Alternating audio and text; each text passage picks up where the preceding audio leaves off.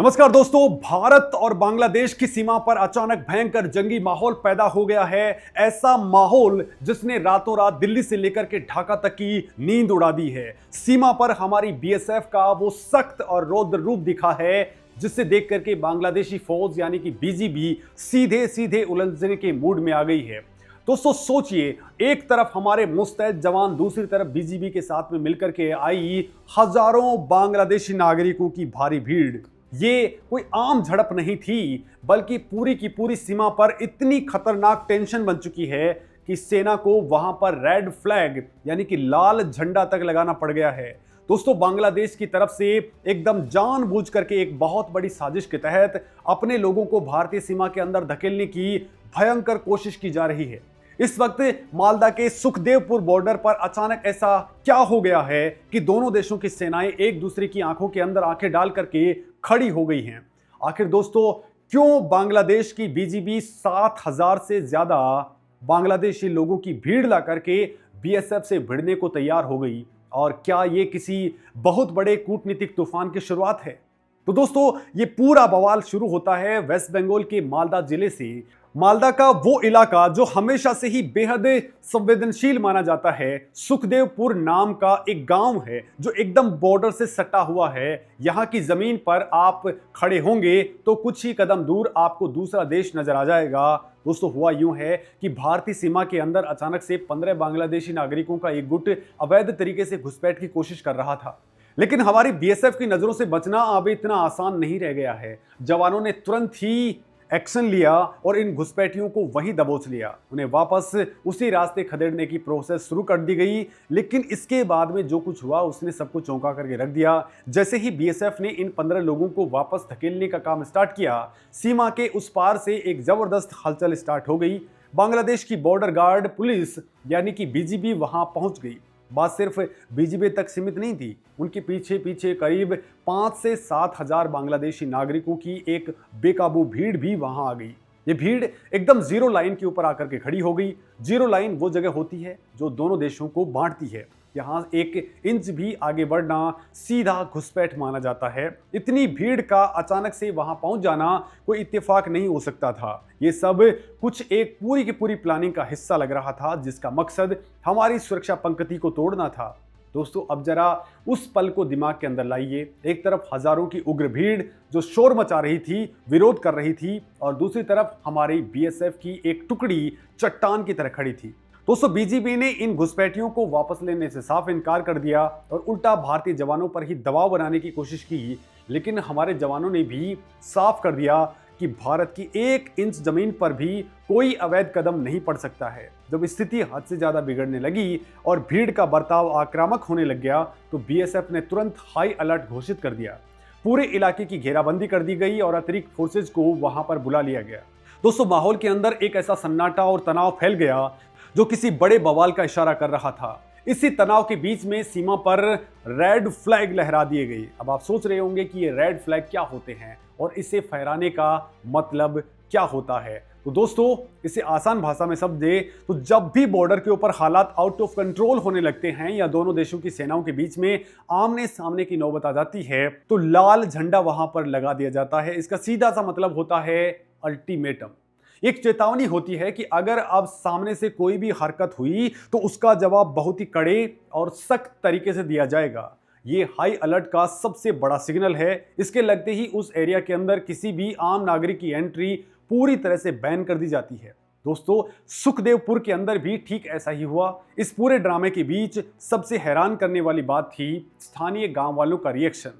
जब ये 15 घुसपैठिए सुखदेवपुर गांव के अंदर घुसने की कोशिश कर रहे थे, तो गांव के लोगों ने छिपने के बजाय सीधे मोर्चा संभाल लिया। पीयूष मंडल और चपला मंडल जैसे आम ग्रामीणों ने जो हिम्मत दिखाई वो काबिले तारीफ थी।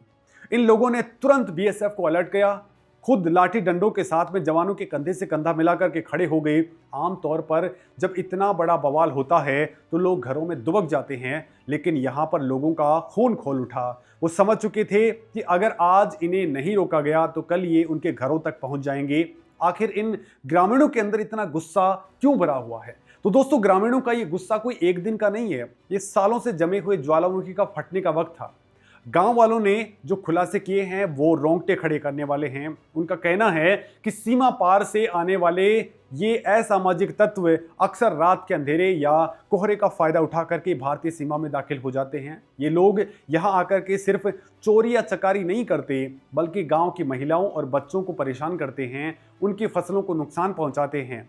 सुखदेवपुर के लोगों का साफ कहना है कि वो रोज रोज के इस डर के साए में अब और ज्यादा नहीं जी सकते हैं। उनकी इसी हताशा ने उन्हें उस दिन बीएसएफ के साथ में मिलकर के वो कड़ा कदम उठाने पर मजबूर कर दिया। लेकिन दोस्तों, सवाल ये है कि आखिर ये घुसपैठिए इतनी आसानी से भारतीय सीमा में घुस कैसे जाते हैं। तो दोस्तों, इस घुसपैठ की सबसे बड़ी वजह है सीमा का वो हिस्सा जहां कोई बाड़ या फेंसिंग नहीं है। आपको जानकर के हैरानी होगी कि सुखदेवपुर इलाके के अंदर करीब 1200 मीटर लंबा एक ऐसा पैच है जो पूरी तरह से खुला हुआ है। यहाँ कोई कटीले तार नहीं है। ये खुला एरिया अवैध धंधेबाजों, घुसपैठियों के लिए किसी हाईवे से कम नहीं है। भूगोल को समझे तो ये इलाका नदियों, दलदल से घिरा हुआ है, जहां पक्की बाड़ लगाना तकनीकी रूप से बहुत ज़्यादा मुश्किल है। इसी भौगोलिक कमजोरी का फायदा उठा करके बांग्लादेश की तरफ से अवैध लोग हमारी सीमा में दाखिल हो जाते हैं। गांव वालों ने अब भारत सरकार से सख्त डिमांड की है कि चाहे जो तकनीक लगानी पड़े, लेकिन इस 1200 मीटर के खुले एरिया को तुरंत सील किया जाए।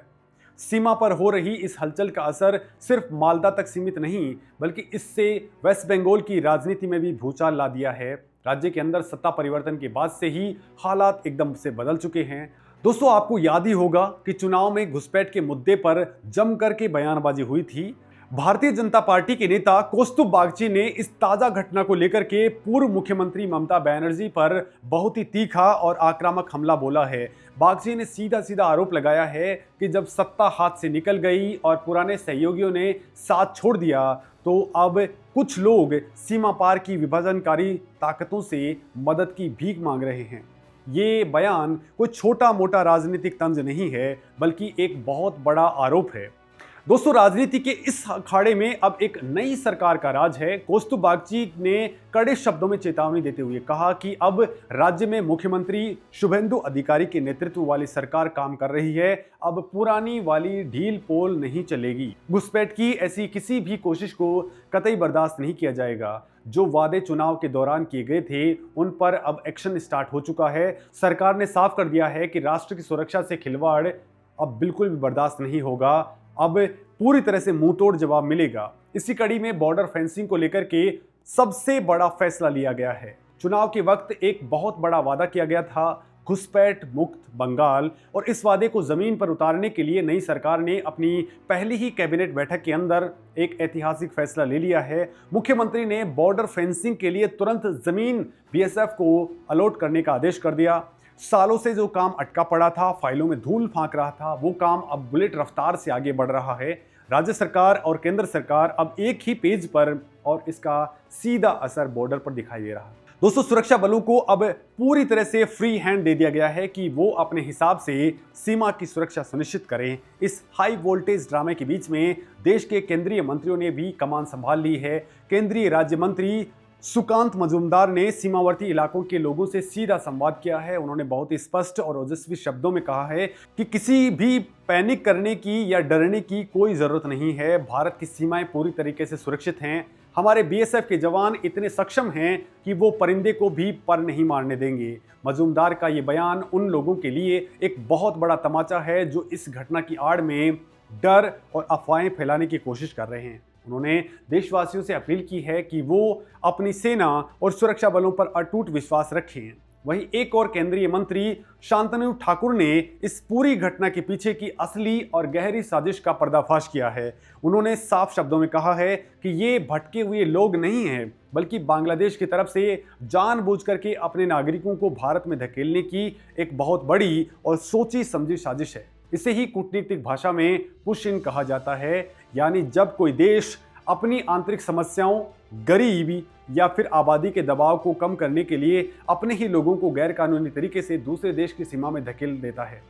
दोस्तों, शांतनु ठाकुर ने दहाड़ते हुए कहा है कि भारत अब किसी भी देश का डंपिंग यार्ड नहीं बनेगा और इस साजिश को कभी भी कामयाब नहीं होने दिया जाएगा। भारत की इस सख्ती की गूंज सिर्फ बंगाल ही नहीं, बल्कि बांग्लादेश की संसद तक सुनाई दे रही है। वहां के गृह मंत्री ने अपने ही देश की संसद के अंदर खड़े होकर के भारत पर बहुत ही बेबुनियाद और उल्टे पुल्टे आरोप लगाने स्टार्ट कर दिए हैं। उन्होंने आरोप लगाया है कि भारत असल में पुश इन अभियान चला रहा है। इसके मुताबिक वेस्ट बंगाल के चुनाव के बाद से ही बांग्लादेश की बीजेपी ने भारत की बीएसएफ की 36 ऐसी कोशिशों को नाकाम किया है। उन्होंने संसद के अंदर बाकायदा आंकड़े पेश करते हुए कहा कि हाल ही के महीनों के अंदर भारत ने 2369 लोगों को जबरन बांग्लादेश के अंदर धकेला है। अब इस बयान की सच्चाई क्या है, इसे समझना बेहद जरूरी है। दोस्तों, बांग्लादेश के गृह मंत्री ने जो आंकड़े दिए हैं वो दरअसल उनके खुद के झूठ की पोल खोलते हैं। उन्होंने कहा कि जिन 2359 लोगों को भारत ने वापस भेजा है उनमें से 2175 लोगों को उनके पुलिस स्टेशनों को सौंप दिया गया। इसका सीधा सा मतलब ये है कि वो लोग असल में बांग्लादेशी नागरिक ही थे जिन्हें भारत की बीएसएफ ने पकड़ करके वापस उनके देश में डिपोर्ट कर दिया है। जब भारत किसी अवैध विदेशी को वापस उसके देश में भेजता है तो उसे पुश बैक कहते हैं, यानी कि घुसपैठियों को खदेड़ना। लेकिन बांग्लादेश की सरकार इस पुश बैक को पुश इन का नाम देकर के दुनिया के सामने विक्टिम कार्ड खेलने की कोशिश कर रही है। ये उनकी पुरानी कूटनीतिक चाल है। सबसे बड़ी हैरानी इस बात की है कि ये बांग्लादेश के गृह मंत्री ने अपने संसद के अंदर लंबी चौड़ी बयानबाजी तो कर दी, लेकिन उन्होंने एक बार भी ये नहीं बताया कि उनकी अपनी सरकार अवैध घुसपैठ को रोकने के लिए क्या कदम उठा रही है। जब उनके लोग सीमा पार करके भारत के अंदर घुस रहे हैं तो उनकी बीजेपी क्या कर रही है? इस सवाल का उनके पास में कोई जवाब नहीं है। ये बयानबाजी सिर्फ और सिर्फ अपनी आवाम को बेवकूफ़ बनाने और अपनी नाकामी को छुपाने का एक तरीका है। जब आपके देश के लोग दूसरे देश की अर्थव्यवस्था और सुरक्षा के लिए खतरा बन जाएं तो आप अपनी जिम्मेदारी से मुंह नहीं मोड़ सकते हैं। ये सारा विवाद ऐसे समय में गहराया है जब दोनों देशों के बीच में पहले से ही तनातनी चल रही है। हाल ही में एक और घटना हुई है जिसने कूटनीतिक पारे को ज़्यादा बढ़ा दिया है।